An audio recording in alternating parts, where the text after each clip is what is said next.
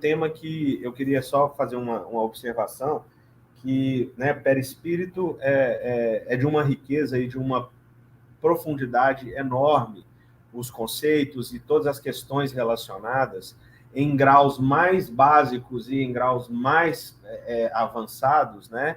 Que se nós pegarmos a obra do Zimmermann, como o Ayrton comentou aí também, você vai ter ali muitas páginas e muitas páginas de estudo a respeito do tema e requer, né, uma certa... Quando eu estava me preparando, eu estava pensando na forma como abordar para que pessoas que sejam mais iniciantes ou pessoas que já estejam há mais tempo na doutrina possam entender claramente, porque a gente recebe perguntas, eu particularmente, muita gente que não frequenta a casa espírita e que às vezes sabe que eu sou espírita, perguntam muito sobre questões do espírito, do perispírito. Eu já ouvi falar assim, eu já ouvi dizer que quando a gente dorme acontece isso, acontece aquilo, é possível. Então é um tema muito, muito rico e que eu tenho certeza que hoje a gente vai pontuar, fazer uma linha cronológica aqui de algumas curiosidades que o Humberto já havia sugerido e esmiuçar alguns detalhes que eu tenho certeza que vai acrescentar para muitos de vocês que estão acompanhando. Eu acho que é interessante para o público que nos acompanha, talvez nem todos saibam, não? Já foi mencionada a obra 2 vezes, o título da obra, Perispírito. O autor foi um grande, apesar de ter desencarnado, um grande estudioso, ele tem outras obras também. O autor é Zalmino Zimmermann, e o interessante desta obra é que a bibliografia dela, ou seja, obras utilizadas, espíritas, espiritualistas e mesmo esotéricas, são para mais de 500. Ou seja, foi uma pesquisa muito significativa e extremamente enriquecedora para nós ao estudarmos essa obra.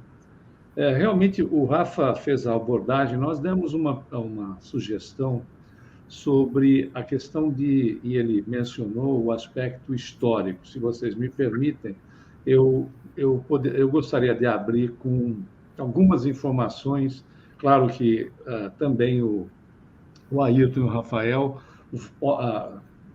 pesquisaram e nós vamos encontrar outras mais, mas nós vamos parar só no Antigo Egito, no Livro dos Mortos. Na prancha de número 17, chamada o Papiro de Ani, o perispírito é conhecido como Ka ou Bai. Então, veja, nós estamos falando de 3.000, 4.000 anos antes de Cristo. Mas nós temos também, em outras filosofias e religiões, o perispírito recebe diferentes denominações. Aliás, ao redor do mundo, o perispírito recebe mais de 48 denominações em cada ou religião ou seita, etc. Alguns exemplos. Na Índia Védica era Manu ou Maia. Não é Mano dos Manos, né? Mas é Manu ou Maia ou Kosha. Se nós formos verificar os sacerdotes egípcios, como dissemos, né? No Livro dos Mortos era Ka ou Bai. No budismo é Kamarupa. Veja que a riqueza, os gregos chamavam de Eidolon, Okema ou Ferroer. Na tradição chinesa é o Qi. Alquimistas, esoteristas e teosofistas denominam o perispírito, que nós espíritas, então, classificamos como perispírito, né? Kardec explica o porquê, não é? Do per em volta e espírito em volta do espírito, fazendo uma comparação com o perisperma de uma fruta. O Leibniz coloca como corpo fluídico, e o Dr. Hernani Guimarães Andrade cunhou, né, o modelo organizador biológico. Veja a riqueza que nós temos, e o que é mais interessante, acredito que o Rafa e o Ayrton vão concordar conosco, Se nós pegarmos as divisões que fazem do perispírito ou do corpo espiritual no esoterismo, nós teremos 7 divisões em relação desde o corpo físico até a condição do espírito. Kardec, com uma didática sempre incrível, transforma isso para facilitar o nosso entendimento em corpo físico, perispírito e espírito. Ponto. Que André Luiz depois irá estender um pouco mais, colocando, não é, a classificação de espírito, corpo mental, perispírito, duplo etérico e corpo físico. De uma forma também mais sintetizada daquilo que se tinha conhecimento pelo esoterismo. Vocês fizeram mais algumas pesquisas em relação a esses aspectos, Rafa, Ayrton? Eu tenho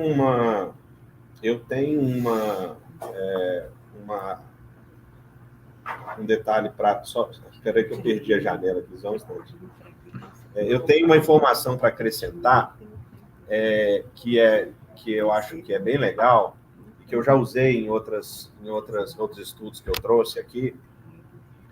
Primeiro, lembrando, né, que no início do o André Luiz, ele ainda menciona no Entre a Terra e o Céu o termo psicossoma, né, que tem a ver com a questão da psique, né, que é onde a elaboração mental realmente vai acontecer ali, né, em relação ao espírito e ao envoltório do espírito, que é o que, vamos dizer assim, que é o que pensa em nós, né? E o que eu queria acrescentar é que, mesmo que o termo perispírito seja um termo mais recente comparado a todos esses outros que as culturas, tradições e outras religiões já adotavam, né, mais antigamente, há muito tempo atrás, é óbvio que a nossa evolução, né, a partir do momento em que surgiu o perispírito para nós encarnados aqui na Terra, né, nós temos informações no livro A Caminho da Luz e em alguns trechos do livro Exilados da Capela também, quando se fala da evolução das raças, né, nós temos informações de que tanto a estrutura carnal, material do homem na Terra, como a estrutura espiritual e perispiritual ao longo da evolução, foi moldada e foi adaptada e aperfeiçoada, né, para fins de evolução do homem na Terra, com etapas, períodos apenas espirituais, no plano espiritual, associado às reencarnações que aconteciam. E é legal a gente lembrar que, no período em que as raças evoluíam aqui e a raça adâmica ia surgindo entre os primitivos aqui da Terra, nós temos que lembrar que alguns espíritos mais adiantados vieram exilados de Capela. E existem relatos que mostram que as primeiras reencarnações nos corpos primitivos de espíritos mais adiantados, né, mostravam uma incompatibilidade morfológica entre o corpo e o perispírito.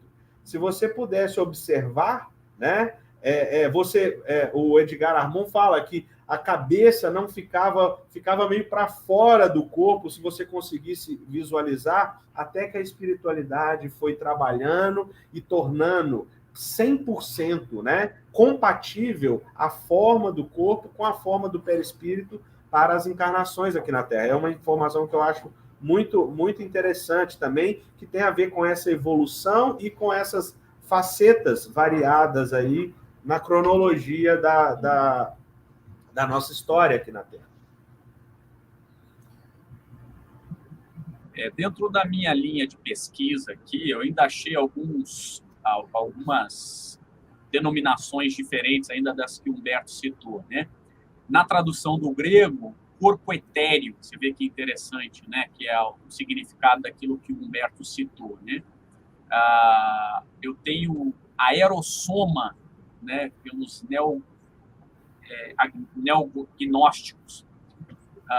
Tem um cientista alemão que denominou algo que ele percebeu na formação, que há bastante estudo sobre isso, até como fator orientador na ciência, né? Ele não diz que é o perispírito, mas ele chama de corpo fluídico.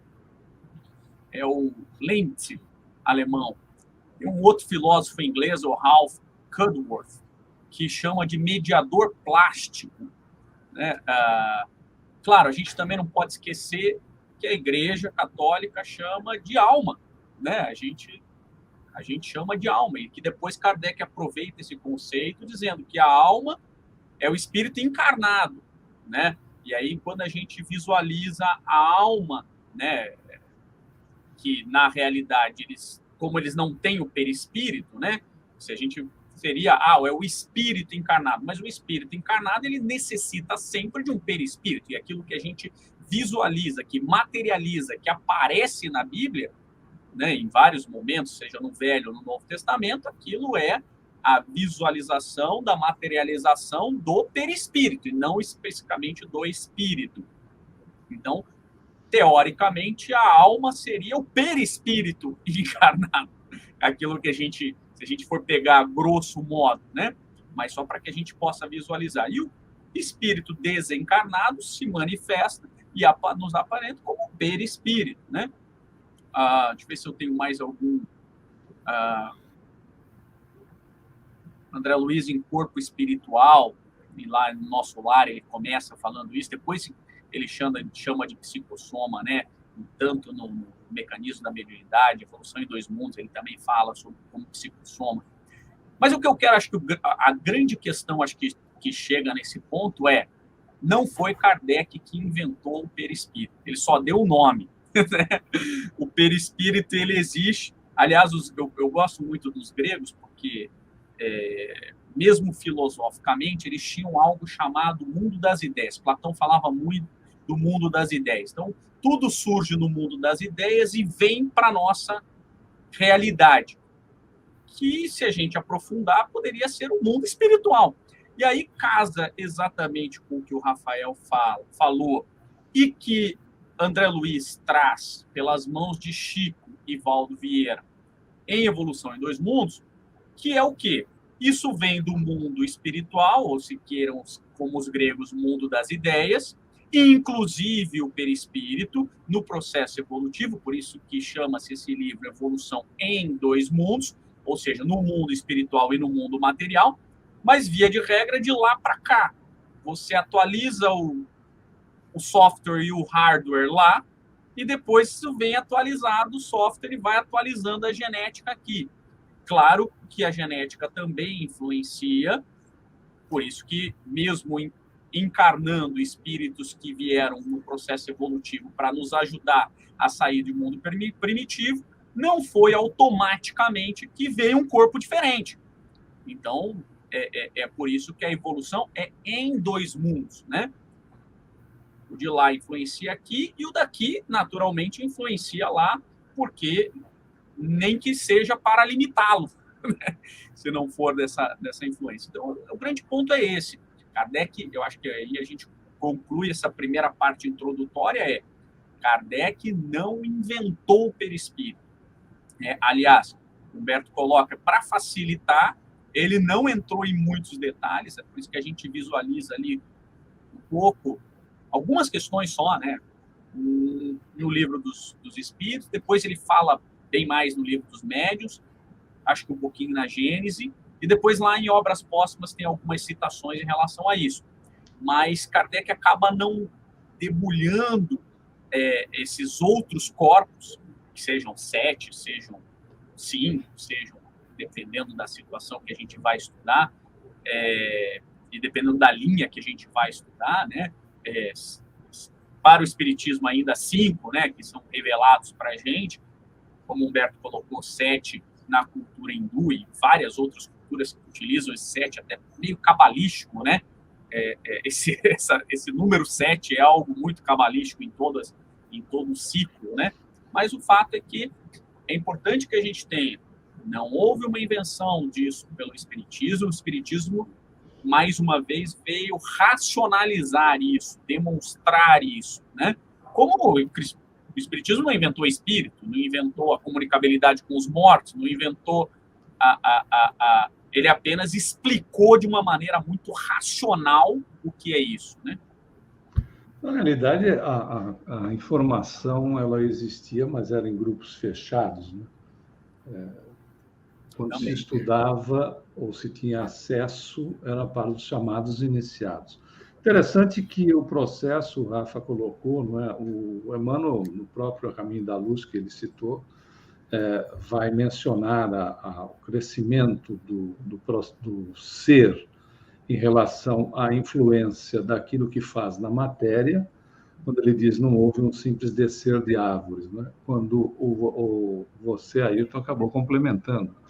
O Evolução em Dois Mundos traz essa relação de que o processo, quando o princípio inteligente vai adentrar no reino nominal, o trabalho é feito no perispírito, por isso que a ciência não encontra o chamado elo, não é? O elo perdido da ciência, é porque a alteração foi feita no perispírito, porém utilizando aquilo que se tinha à disposição no planeta, o que era, obviamente, não é?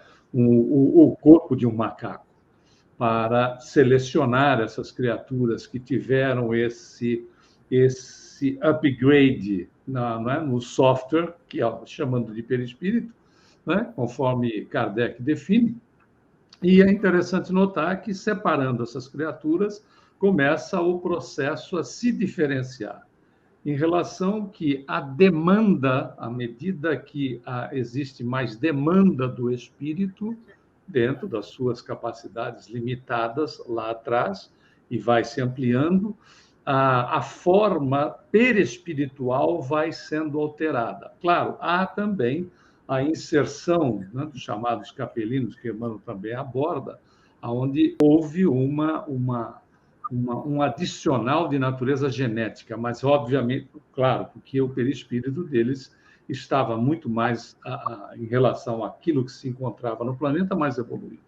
Então, veja que a natureza não dá saltos e essas inserções acontecem, melhorando, obviamente, a raça. Mas, à medida que o espírito demanda isso, está acontecendo conosco, né? Nós não temos uma configuração final que é essa que estamos apresentando no momento. Esta é para o momento, né? A evolução continua. E à medida que nós vamos demandando como espíritos com melhor capacitação, e não é só capacitação de nível intelectual, inteligência, etc. Na questão da moralização, mas nós vamos aperfeiçoando esse corpo, né, chamado perispírito, que vai se refletindo na matéria. Tanto é que o nosso corpo, se nós dermos uma olhada, e não vai muito longe, nós temos aí uma sutilização cada vez mais acentuada em relação à nossa apresentação, não é? Isso é nítido.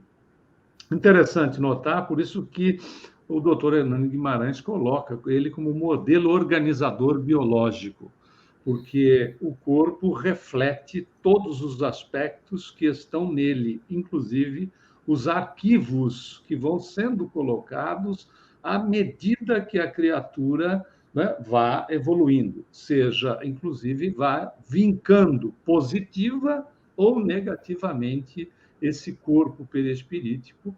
E é bem lembrado pelo Ayrton que, se ele influencia a matéria também o influencia. Por isso, as questões que citamos em relação a vínculo, né? A criarmos vínculo em relação a determinadas atitudes em nós mesmos, manutenção de pensamentos, etc. Considerando que esses vínculos podem ser positivos no processo de sutilização, ou então marcas que se refletirão não apenas na dimensão em que ele se encontra, como também na reencarnação seguinte, dependendo, óbvio, daquilo que se implementa em nós mesmos. Vale lembrar também o seguinte, como seres interexistentes que nós somos, em aulas, às vezes, nós perguntamos, né, onde está o seu perispírito? E não é incomum as pessoas dizerem, está aqui. Mas não está. Na verdade, não está. Né? O perispírito está na dimensão paralela. Por isso que o processo mediúnico, por exemplo, ocorre. Né? Nós, como o perispírito está na dimensão paralela, mas a gente não tem a separação, é apenas de forma didática. Como ele está na dimensão paralela, o desencarnado, quando a comunicação é entre desencarnado para reencarnado, mas pode se dar de encarnado para encarnado, inclusive, ela acontece na dimensão em que está o perispírito. Da mesma maneira que, não é, o corpo mental está numa outra dimensão e nós, como espíritos, em uma outra dimensão ainda. Só que tudo isso se interrelaciona. Por isso que basta um cochilo para a gente se deslocar do corpo e se apresentar com a vestimenta perespiritual, que é, até o Ayrton disse, a gente não diz, eu vi o perispírito do Ayrton. Não, eu vi o Ayrton. Né? É muito mais fácil do que dizer, porque eu não vou ver o espírito Ayrton, eu vou ver o perispírito do Ayrton, mas eu não preciso dizer, eu vi a roupa do Ayrton.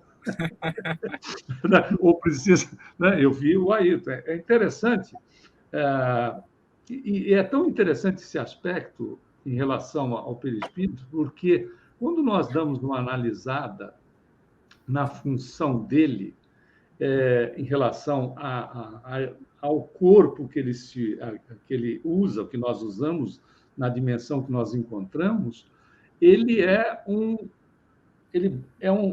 elemento que baixa a energia, é como se fosse uma hidrelétrica, porque o espírito, por exemplo, seria uma hidrelétrica, onde ela estaria gerando 800 mil quilowatts, por exemplo.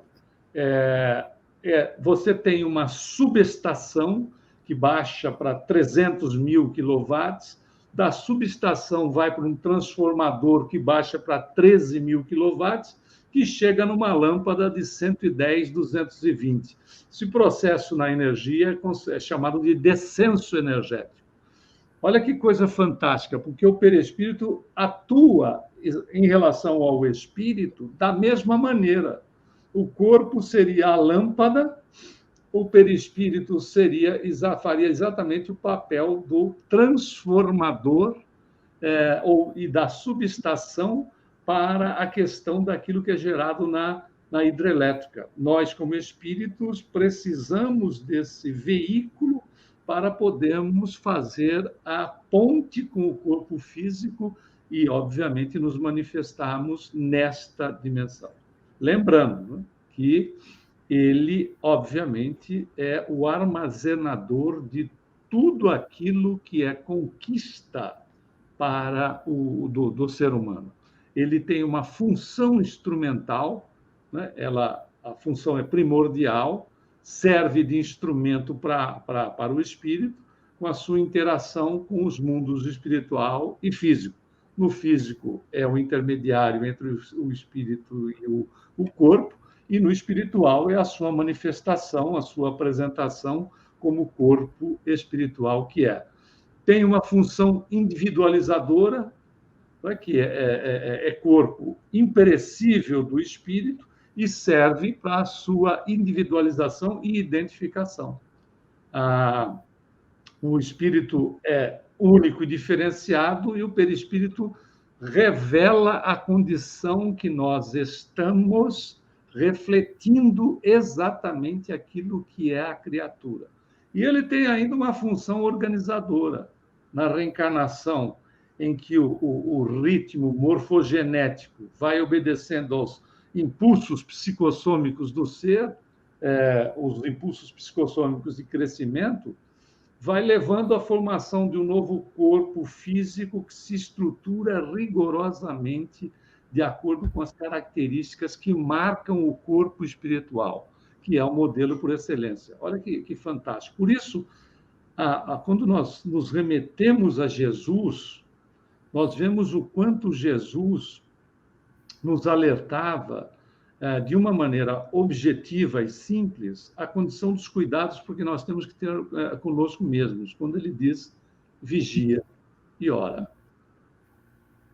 Porque está inserido todo um cuidado da criatura dela para com ela mesma, né, em relação à vigilância dela, para a sua preservação, e a oração para fortalecimento, para que a vigilância continue atuando de forma a sermos nós beneficiados por nós mesmos.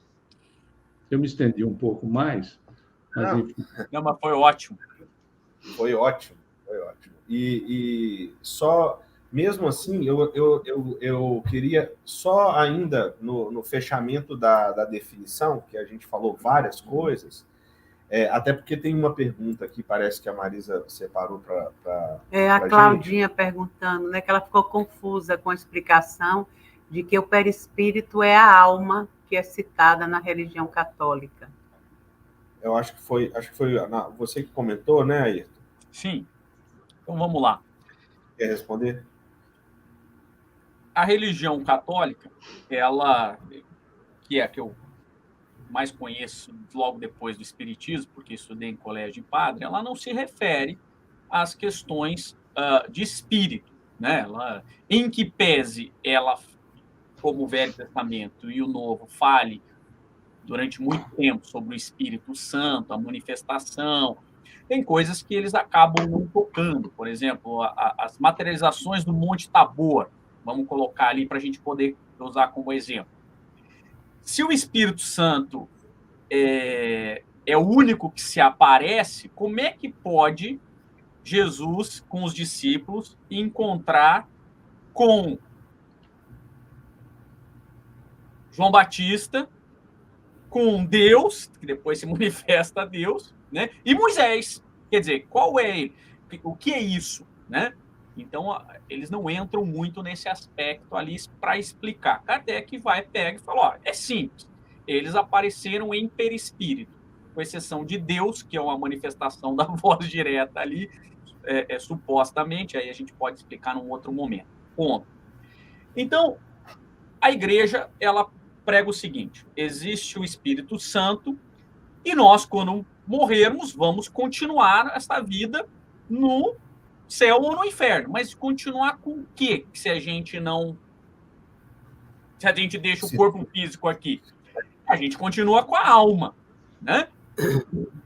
Então, se a gente for pegar esse conceito e adaptar ao espiritismo, a gente continua com o quê? Com todos os corpos. Melhor não. Todos não, porque se a gente for pegar o dupletério, ele fica, né? Mas vamos colocar com o espírito e o perispírito, como dizia Kardec. Jóia. Mas aquilo que a gente vê é o quê? Aquilo que as pessoas vão visualizar é o perispírito, como o Humberto colocou. Não é a roupa do Ayrton. Embora seja, a gente não visualize o espírito que está dentro daquela roupa, daquela roupagem, jóia?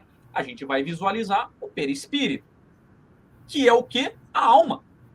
Então, na realidade, embora a Igreja Católica não entre nesses detalhes relacionando a alma é uma denominação do que nós chamamos de perispírito. A grosso modo, seria essa a explicação. Não sei se me fiz claro em relação... Como nenhuma das outras religiões explica como o Espiritismo explica. Não pense que a gente vai pegar corpo fluídico no significado dos gregos e mundo das ideias, e isso vai ter uma explicação clara como o Espiritismo nos traz, pelo menos para os que não são iniciados, né? Dentro dos que eram iniciados, e que quem trabalha muito bem isso é o Leon Denis, então lá a gente vai visualizar que os iniciados tinham acesso a todos esses conhecimentos que os não iniciados não tinham. Então, não há essa explicação tão clara. Por isso que a gente tem que sempre fazer uma adaptação. Essas denominações eram, para muitas das religiões antigas, algo citado, como é a alma para o catolicismo, né? Mas não tem uma explicação muitas vezes tão profunda. Outras religiões, como o próprio Egito, aí sim a gente tem para os iniciados uma explicação bem mais profunda. Para quem não era iniciado, eles sabiam que continuava a vida, tanto que eles faziam diversos rituais que eles sequer entendiam na continuidade da vida. Ayrton, eu acho que ela mesmo me falou aqui que confundiu, porque ela já, eu sempre entendi o perispírito como modelador do corpo físico. Eu acho que a questão da alma é que ela tinha feito um pouquinho de confusão, mas já está... Eles fazem, quando ele fala alma, é um mix, né? É um mix, é algo assim que é completo. Seria, conteúdo do espírito. Você está inserido o espírito na história. Né? Da mesma maneira que, grosso modo, a gente faz uma definição também muito objetiva. Eu ouvi o doutor Bezerra de Menezes. Né? Obviamente, eu vi o doutor Bezerra de Menezes, claro. Você te dá uma definição única. Você vai dizer assim, eu vi o perispírito do doutor Bezerra de Menezes, mas eu não vejo o espírito. Que fica confuso. Né? Então, a síntese é a melhor maneira de resolver essa questão. Tem mais uma questão aí. Que quando enxerga vulto, é o espírito? Não, a gente não vê o espírito. É a pergunta da Cleide. Cleide, nós não vemos o espírito. Para que nós tenhamos essa capacidade de ver o espírito, o vulto pode ser processo inicial da clarividência em matéria de até mesmo de exercício do médium, ou não, ou capacidade da própria pessoa, né, em identificar, e são os primeiros estágios, por vezes, que surge, e às vezes de relance. Nós estaremos vendo o perispírito de alguém que está se manifestando e que nós, através do nosso perispírito, porque se a gente fechar os olhos, a gente continua vendo também, não é? Tanto é que eu tinha um colega numa casa espírita que eu frequentava, que ele tinha deficiência visual de nascença, né? Ou seja, ele era cego, nasceu cego, e ele via espíritos. Né? Ele via os espíritos durante o trabalho, narrava, etc. E ele tinha possibilidade, inclusive, de ver os órgãos das pessoas no tratamento espiritual que era feito, né? Na assistência espiritual que era feita. Os espíritos mostravam para ele os órgãos que estavam doentes. Ora, se ele não enxergava, né, obviamente, o perispírito dele, o corpo espiritual dele, não estava com o problema, estava manifestado no corpo físico, mas não no perispírito, que era a maneira que era possível dele ver, da mesma maneira que, se nós fecharmos os olhos, nós continuamos vendo. Para nós vermos o espírito na sua essência, olha o quanto é uma situação de evolução. Porque Emmanuel diz que no estágio que eles se encontram, eles ainda estão estudando o perispírito. E nós vemos o Emmanuel, o nível desse espírito, dizer que no estágio que eles ainda estão estudando o perispírito, para se ter uma ideia, né, de ver o espírito efetivamente, talvez seja uma condição já de um espírito crístico, como Jesus. Né? Até porque Jesus, para um processo de cura, que ele ia atuar no perispírito da pessoa, ele via o histórico como um todo. Ele via a pessoa, ele via o todo. Ele via o histórico da criatura. Então, veja, há necessidade de grande evolução para se ter essa possibilidade. E nós estamos falando de espírito, né? Quando você pergunta. Os vultos podem ser condições iniciais do desenvolvimento ou da educação da clarividência, né? Que a gente, às vezes, denominou de uma forma comum como vidência. Bom, todo mundo que enxerga é vidente. A pessoa que não enxerga tem deficiência visual. né? A colocação clarividente acabou indo assim para o comum. Fulano é vidente, ciclano, isso é evidência, etc. Tomou essa característica, mas, evidentemente, quando nós vemos vultos ou coisas que o valham, são situações efetivamente de apresentação de um espírito, claro, né, revestido com o seu perispírito, que, se treinado o médium, ele vai percebendo com maior clareza os detalhes dessa pessoa que se apresenta. Eu queria acrescentar aqui o seguinte, né?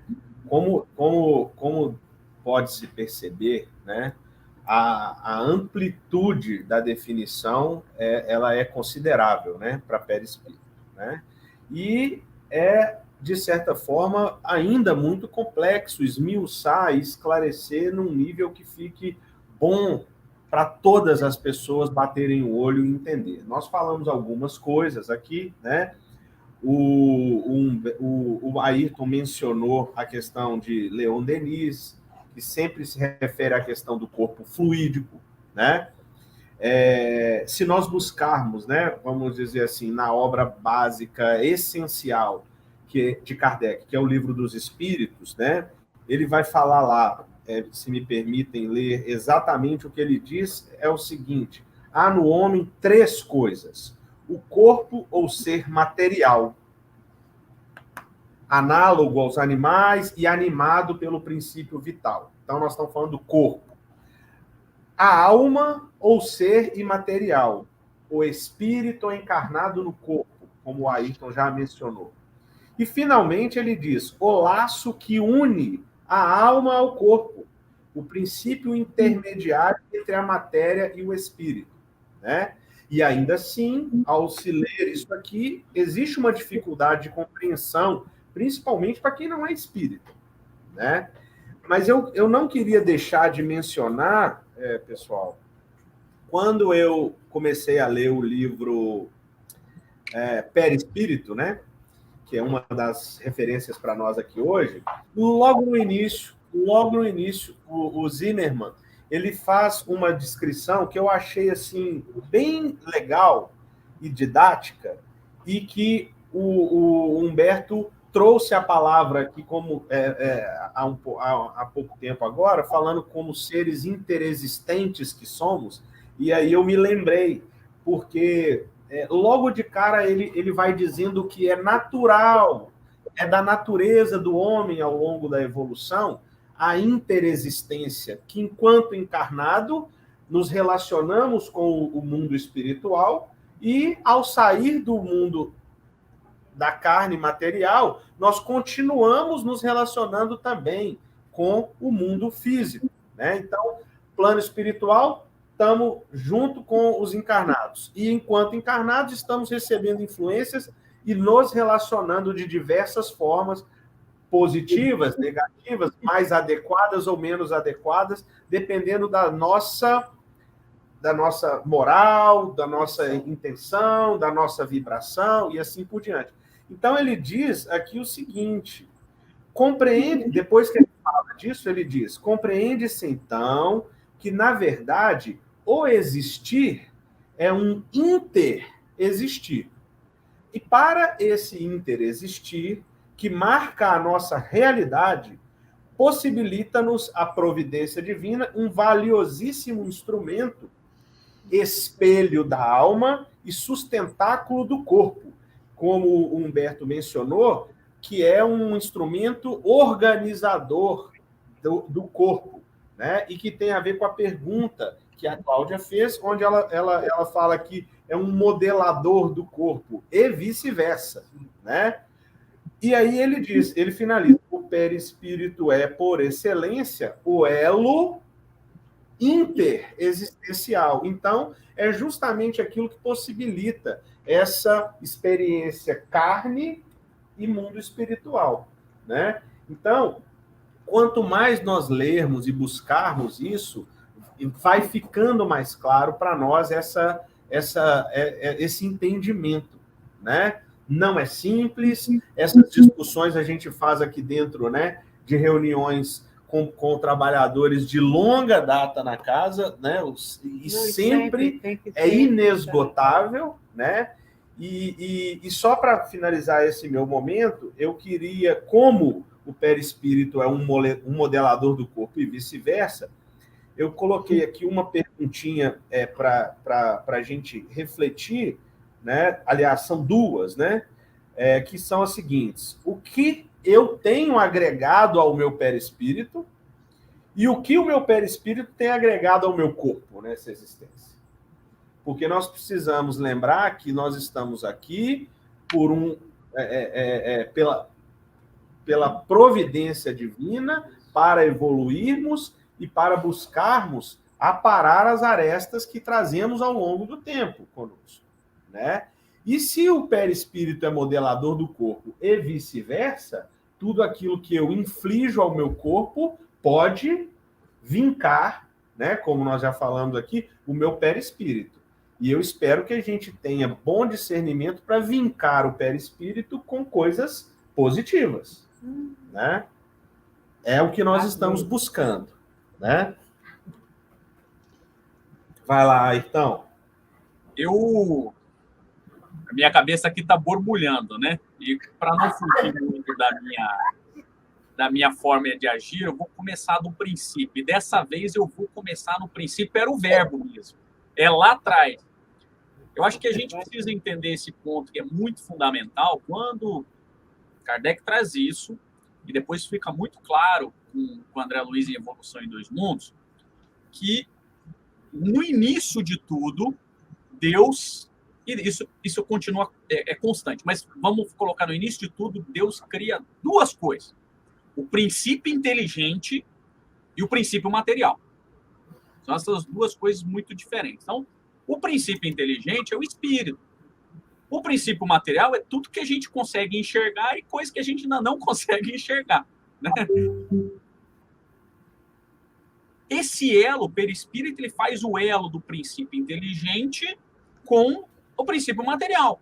A grosso modo é isso. Embora o perispírito também seja matéria. E aí é muito claro, Kardec pergunta isso lá.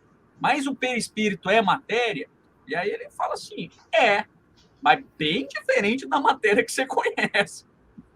E aí é que está o grande ponto, aí, trazendo uma das características mais importantes do perispírito, se a gente pode elencar, porque todas são importantes, mas que o Humberto trouxe para nós, a plasticidade, né? Por isso, a dificuldade da gente entender plenamente o perispírito, porque a gente ainda é um completo ignorante no perispírito de Júpiter, no perispírito dos espíritos que habitam o Sol, nos perispíritos que habitam outras galáxias. Então, veja, se a gente tem uma inter-relação entre a matéria e o princípio inteligente, o espírito e a matéria, é muito complexo a gente fechar qualquer tipo de questão, porque a gente está olhando dentro da nossa pequenez da Terra. E aí a gente tem que tomar um cuidado, embora a gente tenha, claro, né, diversas obras, algumas obras trazendo sobre essa peculiaridade do perispírito, é difícil a gente fechar uma questão, porque a gente ainda estudou muito pouco o perispírito de Júpiter. Então, a gente tem um problema aqui.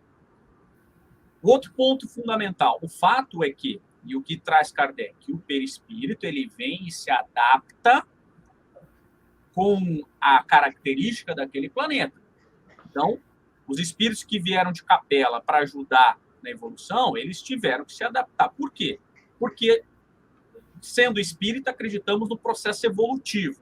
E o processo evolutivo da matéria na Terra. Então, esse espírito tem que fazer o elo com essa matéria. Como o espírito de Júpiter tem que fazer o elo com aquela matéria. Então, isso é a plasticidade. E isso é muito complexo, porque a gente domina muito pouco sobre as questões da Terra e muito pouco dos outros planetas, muito menos ainda. E a tal ponto que até a gente tem que tomar um cuidado, eu sou muito chato, e muito chato com algumas coisas que serão ditas. Por exemplo, uma das coisas que eu já ouvi falar, a evolução é uma coisa fantástica. Tanto que se a Terra tivesse 1 metro para cá ou 1 metro para lá, a vida não existiria no planeta Terra. Isso é um absurdo, porque entre o solstício de inverno e o solstício de verão, a gente muda quase 5 milhões de quilômetros. Não é 1 metro, são 5 milhões de quilômetros. Então, o nosso corpo físico está 5 milhões de quilômetros mais perto do Sol no solstício de verão e 5 mil quilômetros mais longe do Sol no solstício de inverno. Então, a evolução corporal é isso. Agora, esse perispírito tem que se adaptar a essa evolução corporal, por isso que a gente tem que tomar um cuidado. E nessa adaptação é que é a plasticidade do perispírito, e que a gente vai ter que...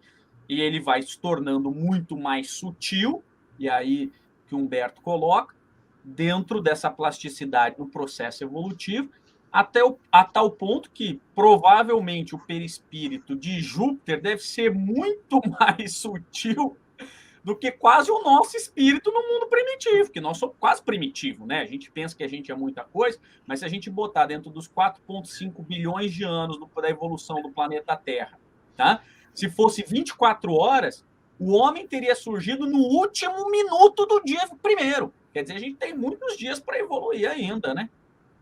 Na realidade, a gente nem precisa viajar até Júpiter. Quando você pega nosso lar, que dois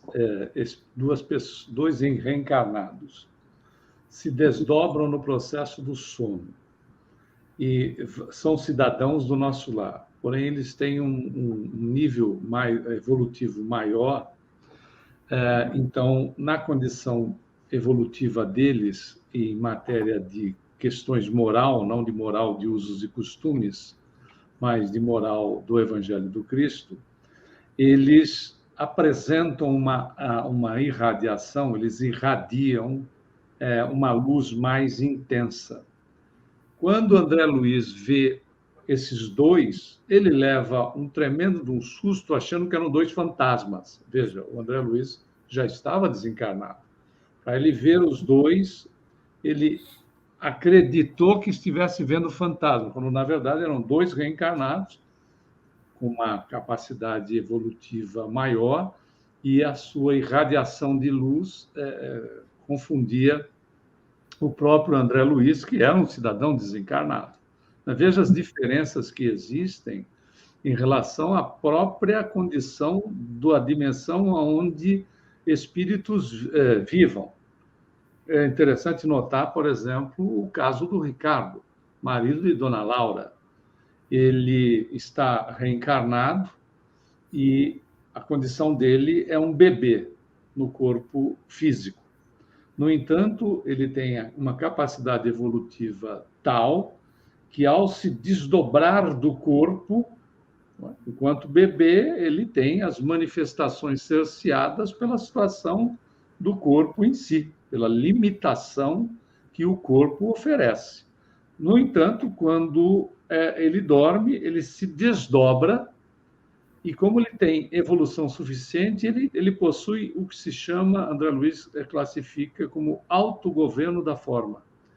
Ele vai para o nosso lar, se materializa lá, numa reunião com a família, etc., se materializa lá com as características da personalidade anterior, não é? Ou seja, as características do Ricardo, marido de Dona Laura, para depois voltar ao corpo físico, que é um bebê, e ser neutralizado pelas situações limitantes do corpo, que Dona Laura também viria a reencarnar depois, e provavelmente ter um novo consórcio com aquele que já havia sido seu marido, com o Ricardo.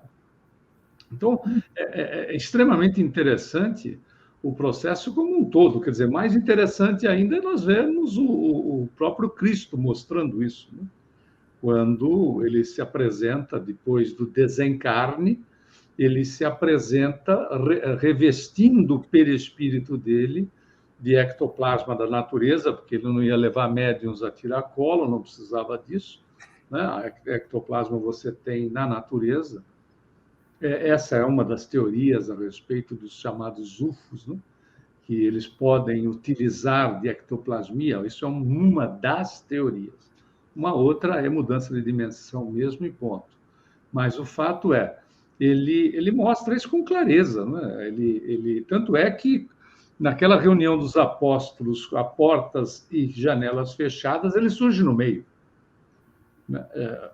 Ele surge no meio, então, com o seu perispírito revestido de material ectoplásmico, possível, inclusive, de ser tocado, porque aí o Tomé tem lá a dúvida dele, ele mostra a chaga, que não era na mão, era no pulso, e diz, olha, toca aí, não é? Na minha chaga. Veja que coisa interessante. Se fosse um corpo físico, não é? Ele teria morrido de hemorragia, porque os caras colocavam um prego, um cravo aqui, não era um prego, era aquilo que colocava em dormente para segurar trilho de trem. Então, na realidade, você vê uma tremenda manifestação do perispírito revestido de material ectoplásmico, que a gente chama, um nome bonito que Charles Richer deu para fluido vital, e surge na frente dos apóstolos, da mesma maneira que lá naquele caminhar de Emaús, né, na estrada de Emaús, ele faz companhia e depois, quando eles já estavam na hospedaria reunida, ele desaparece. É interessante, quer dizer, o que o Ayrton disse é uma realidade. A gente sabe nada de nós mesmos. Que dizer a pretensão de saber de outras dimensões acima, quando o Emmanuel diz que eles ainda estão estudando o perispírito. Mas eu queria voltar num ponto do Rafa, que ele tocou a respeito dos processos organizadores, que eu encontrei, pessoal, na Folha Espírita, de dezembro de 1997, uma pesquisa de 2 físicos, que são, inclusive, são russos, que são os irmãos Igor e Grishka Bogodonov. Olha então, o que os caras, que não têm uma relação, porque se estudou muito o perispírito na União Soviética, quando era a União Soviética, mas tudo que vinha de lá para o Ocidente não era válido e o que ia para lá não era válido. Vai voltar. Se pesquisou muito em relação à questão do modelo organizador biológico. Interessante que eles estudaram... Nosso hotspot aqui. Eles estudaram uma célula e olha a relação com aquilo que a gente chama de perispírito, que eles chamavam também de um modelador para o corpo físico. Ele diz assim, uma única célula para funcionar necessita de 2.000 enzimas específicas. A reunião de 1.000 dessas enzimas, de forma ordenada e perfeita, no decorrer de bilhões de anos, é estatisticamente impossível. Olha que fantástico. Aí eles dizem, não podemos senão constatar a existência de um fenômeno de ordem subjacente que conduz inelutavelmente ao surgimento da vida. O cara está falando do perispírito, só que com uma terminologia diferente daquilo que o próprio corpo físico reflete. E quando não precisa estar desencarnado para ter toda essa estrutura no perispírito, né? Ou seja, o corpo só reflete aquilo que o indivíduo é e aquilo que o indivíduo acumula, né? Que todos nós falamos a respeito. Aquilo que você acumula, que nós acumulamos de positivo ou, se a pessoa prefere, de negativo, carregando lá as malas que acha que deva carregar. E só pegando o gancho, né, que o Ayrton mencionou Júpiter, você, Humberto, trouxe Nosso Lar, e se a gente quiser ficar só aqui entre nós mesmos, né, tratando-se de um corpo que é fluídico, né, que é modelado, é modelável pelo corpo físico, né, e que tem tem uma densidade que é variável, entre os próprios humanos encarnados hoje, se você comparar os perispíritos, você vai ver que tem densidades diferentes, né? Sendo, inclusive, à medida que ele se fluidifica mais, ele pode emitir mais sinais luminosos, ele pode se tornar mais alvo, né? E, no caminho contrário, ele pode se parecer mais grosseiro, mais condensado, né? Dependendo do que aquele corpo que abriga aquele perispírito está carregando, né? Então, assim, quando eu fiz a pergunta do que eu estou agregando ao meu perispírito enquanto encarnado, ou vice-versa, né? O que tem o meu perispírito agregado ao meu corpo, né? É para lembrar que quando nós nos desdobramos, né? Nos processos, quando estamos dormindo, né? Muito do que o nosso dia e a nossa vibração, a nossa mentalização carregou ali até aquele momento em que a gente deita para dormir, vai ser projetado no plano espiritual, né? E nós vamos ser submetidos a situações que podem complicar o nosso perispírito ali enquanto desdobrado, e que quando acordarmos no dia seguinte, na reencarnação seguinte, que é o próximo dia, né? Trazer tudo aquilo e acordar naturalmente esgotados, depois de uma noite longa de sono, né? Então, assim, aquela famosa chamada paz de espírito, ela tem a ver com a leveza que o perispírito tem buscado e se comportado nos momentos em que ele viaja longe, um pouco mais distante do nosso corpo, né? Então, assim, a gente precisa tentar buscar esse entendimento, essa conexão nesse sentido, né? Porque a modelagem que o perispírito carrega do corpo, muitas vezes, quando ela está lá, nós temos relatos em várias obras, né, da doutrina, que você sai do corpo e chega do lado de lá, está abatido, está desfigurado, está deprimido e precisa de cuidados de nível médico mesmo, para poder reenergizar e reequilibrar essa energia fluídica do perispírito. Tem uma pergunta aqui, só um instantinho. Então, o perispírito, na verdade, não tem a forma física da pessoa, é mais energeticamente denso ou menos denso? Ele pode ter a forma exata, ou ele pode apresentar formas um pouco diferenciadas, inclusive, né, com os exemplos que o Humberto deu e com o exemplo que o Ronaldo colocou numa das perguntas que a gente não leu aqui, né?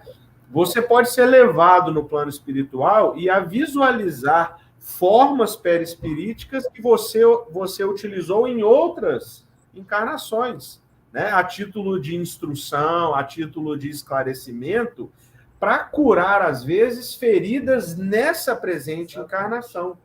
Entendeu? Então, você pode... Por isso que às vezes, nós temos sonhos, né? Onde nós experimentamos situações em que você acorda e fala assim, mas eu tenho certeza que eu já vivi aquilo. Ou quando você vivencia uma outra, você tem um sonho em que você vê outra pessoa, mas com a sensação de que era você que estava vivendo. Entendeu? Então, é amplo, né? As possibilidades são amplas. Um exemplo disso é o próprio Emmanuel, né? Que ele se apresenta como uma das encarnações, fisicamente, como uma das encarnações que ele teve, descrita lá 2000 anos, no livro chamado 2000 anos atrás, que é onde ele começou o processo, evolutivo dele, que viu Jesus, né? E que, então, ele começa essa transformação como espírito. A gente pode se apresentar e o espírito, claro que o espírito, num processo evolutivo, ele vai poder mudar a sua forma de uma maneira mais fácil. Mas isso também é possível nos espíritos menos evoluídos. A gente vê nas obras de André Luiz, por exemplo, alterações no perispírito, tanto sob o ponto de vista de parecerem bichos, né? Porque assim eles pensam, e aí o Rafa toca num ponto que é importante, a questão do pensamento, como aqueles que sorvem as questões de matéria que tem um perispírito modificado como um bico para sorver aquela energia material que eles se acham viciados, como a gente pode fazer alterações do perispírito. Eu, por exemplo, vocês me enxergam de uma maneira que eu não sou. Eu, na realidade, sou moreno, alto, forte, cabelos ao vento, olhos verdes, né? É assim que eu me vejo, enquanto perispírito. Essa visão que vocês estão tendo agora é uma visão deturpada da realidade. Essa eu apresento fisicamente a vocês. Por isso não, aí. Eu estou gordinha por contingência da reencarnação, mas no mundo espiritual eu estou sempre no shape. O perispírito não muda, entendeu? Ele só não se adapta a isso. E esse é um ponto muito importante que a gente tem da plasticidade do perispírito. Agora, o que a gente não vai conseguir fazer, e esse acho que é o ponto principal, é nos mostrar mais evoluídos do que somos. Nossa, isso a gente não vai. A gente pode mostrar menos evoluído. A gente pode até tornar o nosso perispírito um pouco mais grosseiro para nos fazer visíveis, como a gente ouve nas obras. Agora, a gente enganar no plano espiritual, como a gente faz das nossas diversas personalidades aqui no plano físico, a gente não consegue, porque o perispírito ele também vai se tornando mais sutil à medida que o espírito se torna sutil, porque é o pensamento, né? Vocês já querem ir para as considerações? Não, eu ia falar que nós temos que ir caminhando para as considerações finais, porque eu falei 1/4 do que eu separei na minha listinha aqui. E eu acho que todos, o Humberto e o Ayrton também. Então, é um tema muito rico e que vai caber outras palestras sobre perispírito, né? Parte 2. Mas eu vou deixar até para Ayrton e Humberto finalizarem, mas só a minha consideração final é muito rápida. Além dessa reflexão que eu propus, né, sobre como estamos conduzindo o corpo e o que estamos refletindo no perispírito, né, para a gente buscar sempre essa reflexão mesmo, né, eu queria só trazer aqui, porque a beleza, né, a beleza do tema, né, e de tudo que já se foi falado a respeito ao longo de séculos e milênios, que nós podemos agregar quando se trata do perispírito, até mesmo na primeira carta aos Coríntios, né, Paulo traz uma ideia a respeito muito bonita, né, onde ele fala o seguinte: assim será com a ressurreição dos mortos. Está na primeira carta aos Coríntios, no capítulo 15, versículos 42 a 44. Assim será com a ressurreição dos mortos.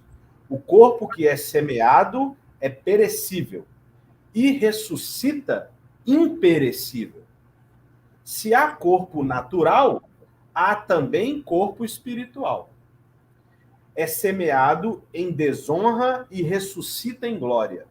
É semeado em fraqueza e ressuscita em poder. É semeado um corpo natural e ressuscita um corpo espiritual. Tá? É a minha consideração final. Obrigado. Eu gostaria só de lembrar Jesus, que se renova nos seus ensinamentos no Espiritismo. Quando, ao analisarmos o seu Evangelho, e com a possibilidade de maior aprofundamento que a cada dia nós vamos alcançando, mergulhando mais nos ensinamentos dele, nós verificamos que há um convite de Jesus que se renova no Consolador, né, com a sua promessa que João registra, que seria enviado o Consolador prometido, e esse é o Espiritismo, ele faz-nos um convite para um processo dinâmico em nós mesmos. A aplicação do Evangelho na nossa vida é exatamente esse dinamismo que vai fazer com que nós gradativamente possamos ir influenciando em todo aquilo, todo veículo da nossa manifestação, seja na dimensão que for, fazendo com que esse aperfeiçoamento, esse embelezamento de nós mesmos se reflita não em matéria de corpo físico, mas se reflita no semelhante, através de vibrações, através de pensamentos, através do desejo e da manifestação efetiva do bem. Veja, isso somos nós. O convite de Jesus continua aberto para que nós nos manifestemos dinamizados pelo seu Evangelho, no sentido de nos melhorarmos e refletirmos o que temos de melhor para com o semelhante. Acho que esse é o grande desafio de todos nós. O Rafa foi muito cortês, né? Porque o Paulo foi muito mais duro para os coríntios que perguntaram para ele sobre a respeito do corpo. Ele começa dizendo insensatos, ou seja, bocó, vai estudar. É isso que ele começa, não sou eu não, é Paulo de Tarso que começa já chamando o povo de insensato, né? Mas o grande ponto, eu acho que a conclusão do Rafa tem a ver com a minha conclusão a respeito disso, para que não sejamos insensatos, como Paulo nos chamou. Temos um perispírito, essa é a primeira coisa. E temos que cuidar dele. Porque se o corpo físico, como diz Emmanuel, é o carvão do perispírito, ou seja, é que vai fazer aquela limpeza do perispírito diante de nossos débitos do passado, a pergunta do Rafa é muito pertinente. Como nós temos feito essa limpeza? Como nós temos aproveitado essa oportunidade? Estamos cuidando do nosso perispírito como deveríamos cuidar?